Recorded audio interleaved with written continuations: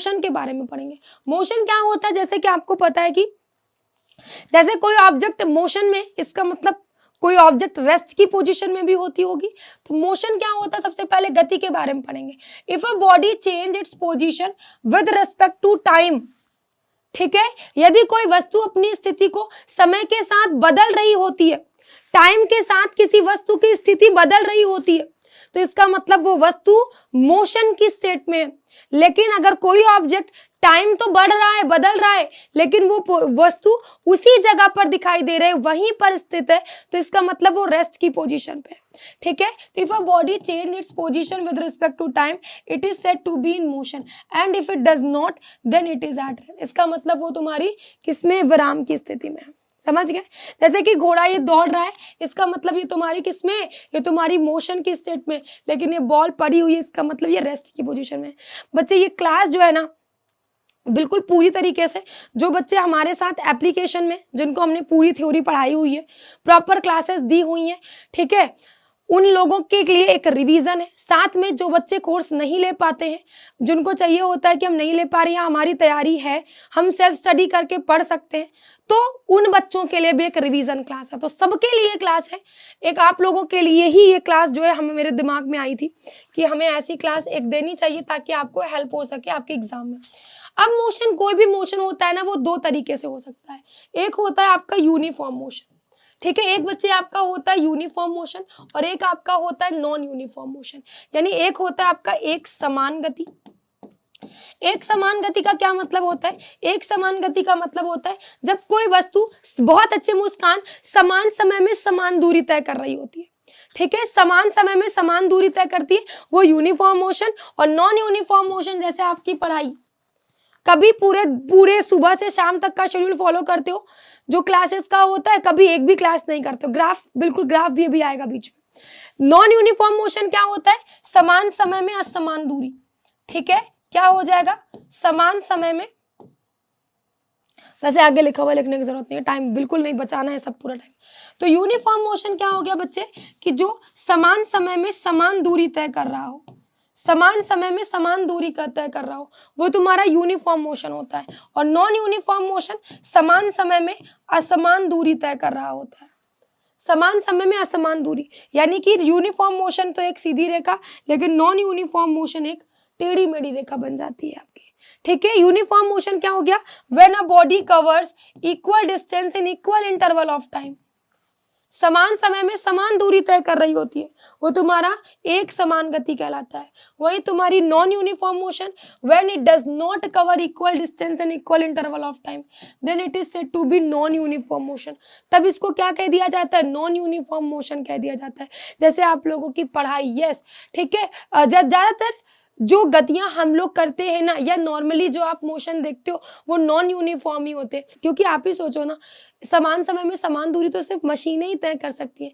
कभी हम लोग खाने में ही देख लो, कभी हम लोग 4 रोटी खा लेंगे, कभी 2 रोटी, कभी रोटी नहीं खाएंगे, सिर्फ चावल ही खा के काम चला लेंगे। तो क्या हो गया? नॉन यूनिफॉर्म हो गया। तो इस वजह से इसका ग्राफ कैसा बनता है? इसका ग्राफ एक कर्व्ड शेप बनता है, ठीक है, कैसा बनता है? कर्व्ड शेप ग्राफ बनता है। बाकी आप दूरी वगैरह देखते हो तो वो किस में होते हैं? एक 1D देखते हो, 1D का मतलब है कि सीधी सीधी दूरी तुमने देख लिया। एक 2D फिगर देखते हो, 2D से डिस्टेंस देखते हो, एक के रिस्पेक्ट में दूसरे का तुमने देख लिया, ठीक है। एक 3D इमेज देखते हो तो किसी पॉइंट के रिस्पेक्ट में एक्स एक्सेस से कितना है, वाई से कितना और जेड से कितना है, तो इस तरीके से तुम्हारा 3D इमेज शो होता है, ठीक है। अब टाइप्स ऑफ मोशन देखेंगे। मोशन कितने प्रकार के होते हैं? 3 प्रकार के होते हैं। एक होता है रेक्टिलिनियर मोशन, एक होता है सर्कुलेटरी, एक होता है पीरियोडिक या फिर ऑक्सिलेटरी मोशन। सबसे पहले देखेंगे एक रेखीय गति रेक्टिलिनियर मोशन क्या होता है। सबसे पहले देखेंगे एक रेखीय गति रेक्टिलिनियर मोशन क्या होता है। तो जो गति एक सीधी रेखा में चल रही होती है, this type of motion occurs in a straight line, ठीक है। इस प्रकार की गति एक सीधी रेखा में जब चलती है, उसे क्या कह दिया जाता है? उसे हम रेक्टिलिनियर मोशन कहते हैं। क्या कहते हैं बच्चे? Rectilinear motion. जैसे कि कोई गाड़ी चल रही हो, सोल्जर्स चल रहे हो, ये तुम्हारा क्या होता है? रेक्टिलिनियर मोशन होता है। जैसे कि ये गाड़ी चलती चली जा रही है, रेक्टिलिनियर मोशन है। वही सर्कुलेटरी मोशन, वृत्तीय गति किसे कहा जाता है? तो जब कोई पिंड एक वृत्ताकार पथ में गति करता है, ठीक है, जब कोई पिंड एक वृत्ताकार पथ में गति कर रहा होता है, उसकी गति एक वृत्ताकार पथ में चलती है, तो उसकी इसी गति को वृत्तीय गति कह दिया जाता है। जैसे मूविंग ऑफ अ फैन, किसी पंखे की गति, बहुत बढ़िया Preeti, moving of a needles of the clock, घड़ी की सुइयों की गति, ये तुम्हारी सर्कुलेटरी मोशन होता है। वहीं पीरियोडिक या फिर ऑक्सीलेटरी मोशन क्या होता है, तो the to and fro motion, आना जाना, ठीक है, of a body is known as periodic या फिर ऑक्सीलेटरी मोशन। किसी पिंड के आगे और पीछे की गति को आवर्त या फिर दोलन गति के रूप में जाना जाता है। जैसे मोशन ऑफ अ पेंडुलम, किसी पेंडुलम की गति, मूवमेंट ऑफ ब्रांचेस, पेड़ की शाखाओं की गति, movement of the wire of a guitar, ठीक है, गिटार की गति, ये सब क्या है तुम्हारा, पीरियोडिक या फिर ऑक्सीलेटरी मोशन ही है ना। तो मोशन क्या होता है, इसमें रिपीट करता है, मोशन रिपीट्स, खुद को रिपीट कर रहा होता है एक इक्वल इंटरवल ऑफ टाइम पर, ठीक है, एक समान समय में अपने आप को या रिपीट कर रहा होता है, वो तुम्हारा क्या होता है, वो तुम्हारा क्या होता है, पीरियोडिक या फिर ऑक्सीलेटरी मोशन। अब हम लोग देखेंगे डिस्प्लेसमेंट बच्चे क्या होते हैं, और डिस्प्लेसमेंट से पहले देखेंगे डिस्टेंस। डिस्प्लेसमेंट से पहले देखेंगे डिस्टेंस क्या होती है। तो डिस्टेंस किसे कहते हैं, डिस्टेंस एक तरीके से होता है एक्चुअल पाथ, ठीक है, डिस्टेंस क्या होता है, it is actual path travelled by the object, travels by the object in the given time, ठीक है, किसी समय में चली गई दूरी, कुल पाथ कितना कवर करा गया है, तो डिस्टेंस क्या कह दिया जाता है, एक्चुअल पाथ तुम्हारी डिस्टेंस कहलाती है। ये एक स्केलर क्वांटिटी होती है, ठीक है, डिस्टेंस कैसी क्वांटिटी होती है, ये एक अदिश राशि होती है, साथ ही साथ ये हमेशा ही पॉजिटिव होती है, हमेशा ही पॉजिटिव होती है। लेकिन वही डिस्प्लेसमेंट की बात करेंगे तो it is the shortest distance, ठीक है, between initial and final position of the object in given time, ठीक है, किसी गिवन टाइम में, किसी दिए गए समय में फाइनल पोजीशन और इनिशियल पोजीशन के बीच के दूरी को क्या कह दिया जाता है, डिस्प्लेसमेंट कह दिया जाता है, ठीक है, डिस्प्लेसमेंट कह दिया जाता है। और डिस्प्लेसमेंट हमारी वेक्टर क्वांटिटी होती है बच्चे, डिस्प्लेसमेंट हमारी कौन सी क्वांटिटी, वेक्टर क्वांटिटी होती है। ये पॉजिटिव नेगेटिव जीरो कुछ भी हो सकती है, डिपेंड करता है उसकी डायरेक्शन पे, ठीक है, डिपेंड करता है उसकी डायरेक्शन पे। तो क्या है, shortest distance is called displacement, एक वेक्टर क्वांटिटी होती है, इसकी वैल्यू पॉजिटिव नेगेटिव जीरो कुछ भी हो सकती है। अब हम बात करेंगे स्पीड की, चाल क्या होती है, चाल के बारे में।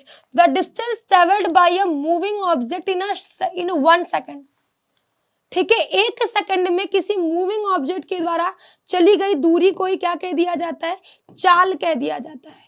चाल बराबर क्या होता है, दूरी बटे में समय, डिस्टेंस अपॉन में टाइम। इसकी यूनिट क्या होती है, मीटर पर सेकंड होती है। अगर हिंदी में डेफिनेशन देखना चाहो, एकांक समय में चली गई दूरी को ही क्या कह दिया जाता है, चाल कह देते हैं। ये तुम्हारी स्केलर क्वांटिटी होती है और इसकी भी वैल्यू हमेशा कैसी होती है, पॉजिटिव होती है। ये भी तुम्हारी हमेशा कैसी होती है, पॉजिटिव होती है।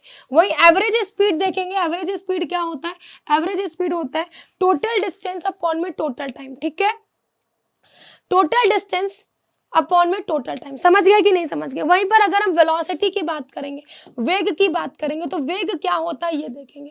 तो the distance travelled by a moving object in 1 second in a particular direction, किसी पर्टिकुलर डायरेक्शन में जब कोई ऑब्जेक्ट एक जगह से दूसरी जगह पर जा रहा होता है, उसकी जो शॉर्टेस्ट डिस्टेंस होती है, ठीक है, या कह सकते हो the distance travelled by a moving object in 1 second in a particular direction, उसे क्या कह दिया जाता है, उसे वेलोसिटी कह दिया जाता है। वेलोसिटी इक्वल टू क्या होता है, डिस्प्लेसमेंट अपॉन में टाइम होता है, ठीक है, वेलोसिटी इक्वल टू क्या होता है बच्चे, डिस्प्लेसमेंट अपॉन में टाइम होता है, विस्थापन बटे में समय होता है। इसकी वैल्यू कैसी हो सकती है, इसकी वैल्यू पॉजिटिव नेगेटिव और जीरो हो सकती है। समझ गया कि नहीं। कैसी क्वांटिटी होती है बच्चे, तो ये वेलोसिटी तुम्हारी एक वेक्टर क्वांटिटी होती है, ठीक है, ये तुम्हारी कैसी क्वांटिटी होती है, ये तुम्हारी एक वेक्टर क्वांटिटी होती है। आगे बढ़ेंगे, एवरेज वेलोसिटी का फॉर्मूला क्या होता है, एवरेज वेलोसिटी इक्वल टू होता है टोटल डिस्टेंस अपॉन में टोटल टाइम, ठीक है, एवरेज वेलोसिटी इक्वल टू क्या होता है, टोटल डिस्प्लेसमेंट अपॉन में टोटल टाइम। और डिस्प्लेसमेंट आपको पता है जीरो भी हो सकता है, समझ गए। अब एक्सेलरेशन देखेंगे, त्वरण क्या होता है, तो rate of change of velocity, ठीक है, वेग परिवर्तन की दर को ही क्या कहते हैं, त्वरण कहा जाता है। तो the rate of change of velocity with time is called acceleration of the body, equal to क्या हो जाता है, v minus u by T, ठीक है, final velocity minus initial velocity upon में टाइम, ठीक है, final velocity minus initial velocity upon में टाइम। यूनिट क्या होती है, मीटर पर सेकंड स्क्वायर होती है। कैसी क्वांटिटी होती है बच्चे, तो एक वेक्टर क्वांटिटी होती है, ठीक है, कैसी क्वांटिटी होती है, एक वेक्टर क्वांटिटी होती है। आगे बात करेंगे, ये भी कुछ इंपॉर्टेंट फॉर्मूले जो कि आपको ध्यान रखना है। क्या एक्सेलरेशन क्या हो जाता है, एक्सेलरेशन होता है चेंज इन वेलोसिटी अपॉन में टाइम, इक्वल टू होता है डीवी बाई डी, ठीक है, इक्वल टू क्या होता है डीवी बाई डी, वही वेलोसिटी इक्वल टू क्या होता है चेंज इन डिस्प्लेसमेंट अपॉन में टाइम, ठीक है, ds बाई dt। इससे भी तुम्हें न्यूमेरिकल सॉल्व करने हैं, ठीक है, इससे भी तुम्हें न्यूमेरिकल सॉल्व करने हैं। जैसे तुमसे कह दिया जाए s equal to 4t square plus 3t plus 2, ठीक है, वेलोसिटी बताओ।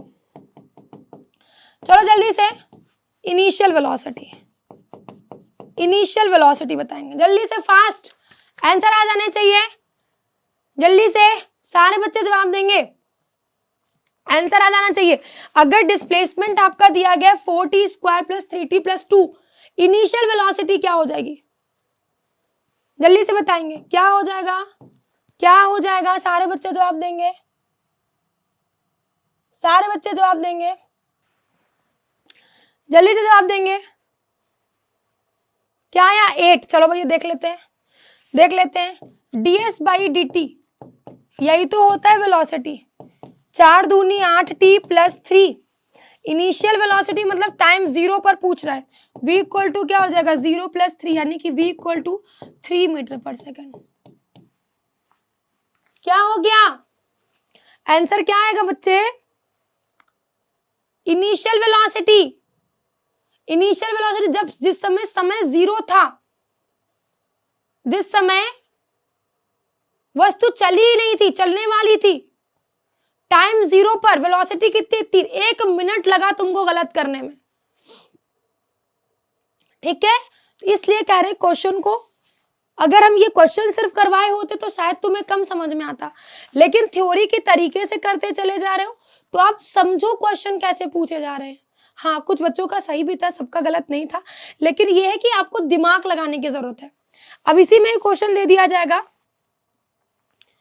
इसी में ही क्वेश्चन दे दिया जाएगा आपका, एक मिनट, इसी में ही क्वेश्चन आपका दे दिया जाएगा, velocity equal to 4t square plus 3t plus 8, acceleration बताओ। चलो बताओ, कोई बात नहीं मोहिनी, एक्सेलरेशन बताएंगे, क्या हो जाएगा, acceleration equal to dv by dt, 4 दूनी 8t प्लस 3, समझ गए कि नहीं। अब तुमसे कह दिया जाए पहले सेकंड में इंस्टेंटेनियस एक्सेलरेशन बताओ, पहले सेकंड में, तो 8 इंटू 1 प्लस 3, 11 मीटर पर सेकंड स्क्वायर। तुमसे कह दिया जाए तीसरे सेकंड में बताओ इसका त्वरण क्या होगा, एक्सेलरेशन क्या होगा, तो तुम क्या कर दोगे 8 इंटू 3 प्लस 3, 8 3 24 प्लस 3, 27 मीटर पर सेकंड स्क्वायर। समझ गए, समझ गए कि नहीं। चलो अब मेरी बात ध्यान से सुनो, किलोमीटर पर घंटे को मीटर पर सेकंड में कन्वर्ट करने के लिए हमें क्या करना पड़ता है, 5/18 से गुणा करना पड़ता है, ठीक है। किलोमीटर पर घंटे को मीटर पर सेकंड में बदलने के लिए 5/18 से गुणा करना पड़ता है, वही मीटर पर सेकंड को किलोमीटर पर घंटे में बदलने के लिए 18/5 से गुणा करना पड़ता है। कोई बात नहीं प्रीति, मतलब मेन ये है कि आ जाए, रिवीजन हो जाए, गलत कर दिया ये बाद में सीख लिया, कोई दिक्कत नहीं है, आप सीखो, ये उद्देश्य है, ठीक है। कोई दिक्कत नहीं है अगर आपने गलत कर दिया है, बस अब आ गया कि नहीं, अभी भी नहीं आया हो तो प्रॉब्लम है। मीटर पर सेकंड को किलोमीटर पर घंटे में बदलने के लिए आपको 18/5 से गुणा करना पड़ेगा। चलो भैया, एवरेज वेलोसिटी क्या होती है, एवरेज वेलोसिटी, अलग अलग वेलोसिटी दी गई है तो v1 प्लस v2 बाई 2 कर दोगे। अगर मान लो डिस्टेंस फिक्स है, दो बिंदुओं के बीच की दूरी निश्चित है d, इसमें एवरेज वेलोसिटी क्या हो जाएगी, मान लो कोई गाड़ी है वो v1 वेलोसिटी से जाती है और v2 वेलोसिटी से वापस आती है, v1 से जाती है v2 से वापस आती है, क्या हो जाएगा एवरेज वेलोसिटी, एवरेज वेलोसिटी कितनी हो जाएगी, 2, डायरेक्ट फॉर्मूला 2v1v2 बटे में v1 प्लस v2 हो जाएगा। एवरेज वेलोसिटी इक्वल टू क्या हो जाएगा, 2v1v2 बटे में v1 प्लस v2। समझ गया कि नहीं? तो ये तुम्हारी एक फाइनल वेलोसिटी हो जाती है, एवरेज वेलोसिटी। इसके अलावा कुछ इससे रिलेटेड फॉर्मूले भी तुम्हारे होते हैं। इन फॉर्मूले पर क्वेश्चन, जो न्यूमेरिकल कहते हो ना कि न्यूमेरिकल हम कैसे बनाएंगे, इन्हीं फॉर्मूले पर ही बेस्ड, इन्हीं फॉर्मूले पर ही बेस्ड तुम्हारे न्यूमेरिकल हैं। ठीक है, क्या पहला वाला v equal to u plus a t, maximum question आप इन पर लगा रहे होते हो। s equal to u t plus half a t square, जहां u तुम्हारा क्या होता है, इनिशियल वेलोसिटी होती है। ठीक है, v square equal to u square plus 2s, और एक मेन फॉर्मूला जब आप nth सेकंड के लिए दूरी निकाल रहे होते हो या distance covered by the body in nth second, क्या हो जाता है, Sn equal to u plus 1/2a into 2n minus 1। ठीक है, u plus 1/2a 2n minus 1। समझ गया कि नहीं? ये तुम्हारा क्या होता है, Sn होता है। ठीक है, ये तुम्हारा क्या होता है, Sn होता है। समझ गया? ये सारे के फॉर्मूले किसको किसको याद है, मुस्कान, प्रगति, सोनी, जल्दी से बताएंगे ये फॉर्मूले किसको किसको याद है, एक बार कमेंट करके बताओ जल्दी से सारे लोग, किसको किसको ये फॉर्मूले याद है। चलो आगे बात करेंगे। अगर ये भी important note, when body thrown vertically upward, अगर कोई बॉडी ऊपर की ओर, कोई वस्तु ऊपर की ओर फेंकी जाती है अर्थ सरफेस से with initial velocity u, with initial velocity u, तब फॉर्मूला तुम्हारा क्या होगा, तब तुम्हारा फॉर्मूला क्या होगा, v equal to u minus g t. क्यों? क्योंकि गुरुत्वाकर्षण के अपोजिट डायरेक्शन में हम जा रहे हैं, गुरुत्वाकर्षण के अपोजिट डायरेक्शन में हम जा रहे हैं, ऊपर जा रहे हैं। v equal to u minus g t, वहीं पर h इक्वल टू क्या हो जाएगा, u t minus half g t square. ठीक है, तीसरा हो जाएगा v square equal to u square minus 2gh। ठीक है, और ये ध्यान रखिएगा हाईएस्ट पॉइंट पर, हाईएस्ट पॉइंट पर क्या होता है, v तुम्हारा 0 होता है, और जब v तुम 0 करोगे डायरेक्ट फॉर्मूला आ जाता है t equal to u by g. ठीक है, t equal to u by g. और तुम्हारा मैक्सिमम हाइट कितनी होती है, h मैक्स, h मैक्स तुम्हारा यू स्क्वायर बाई 2g के बराबर होगा। डायरेक्ट फॉर्मूले हैं, डायरेक्ट फॉर्मूले, बिल्कुल प्रगति, डायरेक्ट फॉर्मूले हैं। बस तुम लोग कह रहे हैं ना एकदम फॉर्मूले में दे दो जिन पे रखे और हमारे क्वेश्चन सॉल्व हो जाए। डाउनवर्ड में पॉजिटिव हो जाएगा, बिल्कुल सही। अगर वस्तु हमारी नीचे की तरफ आ रही होगी उस कंडीशन में जी हमारा पॉजिटिव होगा। ठीक है वंदना, कौन सा पिछला क्वेश्चन रिपीटेड मोड में देख लो। ठीक है, बार बार वही चीजें रिपीट करेंगे तो चीजें हमारी हो ही नहीं, फिर मैराथन किस तरीके की। ठीक है, चलो अब हम ग्राफ देखेंगे। ग्राफ हमारा कैसा बनता है, ग्राफ हमारा डिस्प्लेसमेंट टाइम ग्राफ कैसा बनता है, डिस्प्लेसमेंट टाइम ग्राफ, अगर ऑब्जेक्ट हमारी रेस्ट पर है, अगर ऑब्जेक्ट हमारा रेस्ट की पोजीशन में है तो एक्स और वाई एक्सिस में ऑब्जेक्ट हमारा रेस्ट की पोजीशन में, तो मतलब वो वस्तु मान लो 5 मीटर की दूरी पर है, मान लेते वो 5 मीटर की दूरी पर है, वस्तु स्थिर है, यहीं पर रखी हुई है, टाइम बदल रहा है, टाइम बदल रहा है लेकिन वस्तु अपनी जगह से हिल नहीं रही है, तो ग्राफ कैसा बनेगा, एक सीधी रेखा बनेगा। वस्तु यही 5 मीटर पर ही आपको मिलेगी, वस्तु 5 मीटर पर ही मिलेगी, तो क्या हो जाएगा, एक सीधी रेखा बनेगा, यानी कि graph is straight line parallel to X axis या T time when motion is with uniform velocity. अगर हमारा यूनिफॉर्म वेलोसिटी से गति हो रही है, ठीक है, अगर यूनिफॉर्म वेलोसिटी से यानी कि एक समान गति, एक समान वेग से गति हो रही है, तब क्या होगा, तब हमारा ग्राफिक सीधी रेखा बनता है।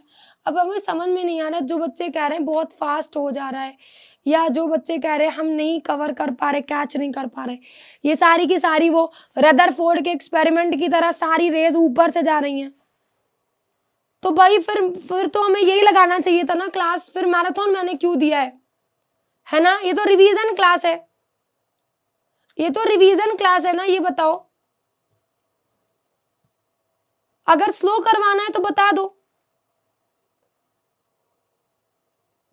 डेली पढ़ते नहीं हो, जब एक पूरी फाइनल क्लास दी जाती है तो तुम कहते हो हमको एक और फॉर्मूला नहीं समझ में आ रहा है, इसीलिए कहते हैं डेली पढ़ा करो।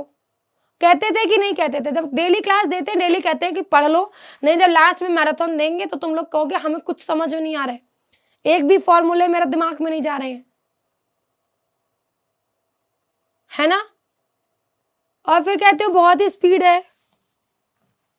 चलो, when object moves with variable velocity, ठीक है, अगर वेरिएबल वेलोसिटी, वेरिएबल बदल रहा होता है तो डिस्प्लेसमेंट टाइम ग्राफ कैसा बनता है? कर्व्ड शेप बनता है। कैसा बनता है बच्चे? तब डिस्प्लेसमेंट टाइम ग्राफ कैसा बनता है? कर्व्ड शेप बनता है। वही समझ में नहीं आता, यही तो हमें समझ में नहीं आता है कि आखिर ये लोग पढ़े हुए क्या हैं, सबकी बात कर रहे हैं, या हमें पढ़ाना क्या है? जो भी पढ़ा वो आता नहीं है। अब देखो, प्रोजेक्टाइल मोशन, प्रक्षेप्य गति जिसको कह देते हो, ठीक है, प्रक्षेप्य गति, ये कौन सी गति होती है?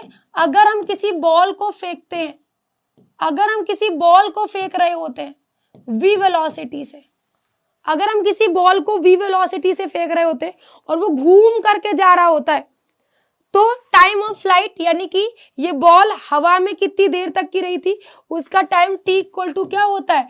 2u sin theta by G. Formula क्या होता है? t equal to 2u sin theta by में जी। हॉरिजॉन्टल रेंज यानी परास जिसे कह देते हो, परास कैपिटल R, ये फाइनल पॉइंट और इनिशियल पॉइंट के बीच की डिस्टेंस R तुम्हारा R equal to u square sine 2 theta by g होता है। R equal to u square sine 2 theta by g, या इसी को लिख सकते हो u square 2 sine theta cos theta upon में g. R equal to u square sine 2 theta by g, और इसी को लिख सकते हो साइन 2 थीटा का फॉर्मूला क्या होता है? 2 sine theta cos theta. Maximum height जिसको आप H से डिनोट करते हो, महत्तम ऊंचाई जिसे बोल देते हो, जिसे आप महत्तम ऊंचाई बोल देते हो, H बराबर क्या होता है? You square sine square theta upon में 2g, ठीक है, you square sine square theta upon में 2g। और जब आपसे कहा जाए कि मैक्सिमम रेंज कौन से एंगल में होती है? मैक्सिमम रेंज, तो जब थीटा हमारा 45 डिग्री होता है उस केस में रेंज हमारी मैक्सिमम होती है, यानी यू स्क्वायर बाई जी हो जाता है। क्यों? क्योंकि साइन 90 की वैल्यू 1 होती है, ठीक है। तो आर मैक्स तुम्हारा यू स्क्वायर बाई जी होता है, थीटा तुम्हारा 45 डिग्री हो जाएगा। आगे चलते हैं। एंगुलर वेलोसिटी का फॉर्मूला कोणीय वेग जिसे कह दिया जाता है। कोणीय वेग का फॉर्मूला क्या होता है बच्चे? Omega equal to theta by T, ठीक है, omega equal to theta by T. Linear velocity का, रेखीय वेग का फॉर्मूला क्या होता है? Angular velocity into radius, v equal to omega into R. सब फॉर्मूला पूछेगा तुमसे, न्यूमेरिकल आएगा तो इन्हीं पे वैल्यू रखोगे, ठीक है। v equal to omega into R, linear velocity v equal to angular velocity into radius. समझ गए यहाँ पर कि नहीं, ये बताएंगे।